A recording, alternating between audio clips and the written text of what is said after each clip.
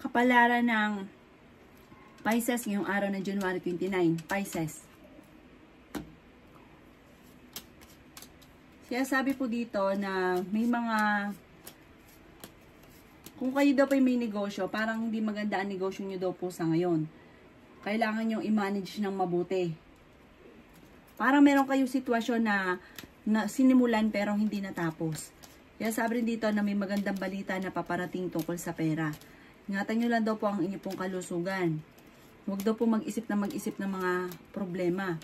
Sinasabi rin po dito na marami ka daw pong takot. Sinasabi rin dito na ikaw daw po ay machichismis. Sinasabi rin po dito na maaaring nahuhumsi ka na sa ngayon. May bago daw pong oportunidad na paparating. Generous na tao daw po kayo. Sinasabi rin po dito na kayo daw po ay parang kailangan nyo ng assistant support. Sabi po dito, nalulungkot ka daw po sa kasalukuyan. Sabi rin po dito, maaaring meron kang pinaplano puntahan, matutuloy ka sa pupuntahan ninyo. Sabi rin po dito na may magandang balita na paparating tungkol sa pera. Sabi rin dito na meron daw pong bagong negosyo na paparating.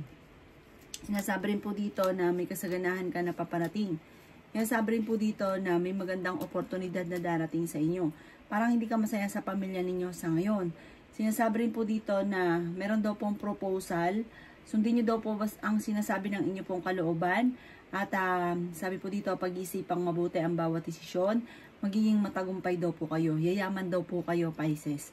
Ang inyo po lucky color ay green at ang lucky number po ninyo is mula sa number 9, 23, 24, 30, 28 at 35. Good luck po!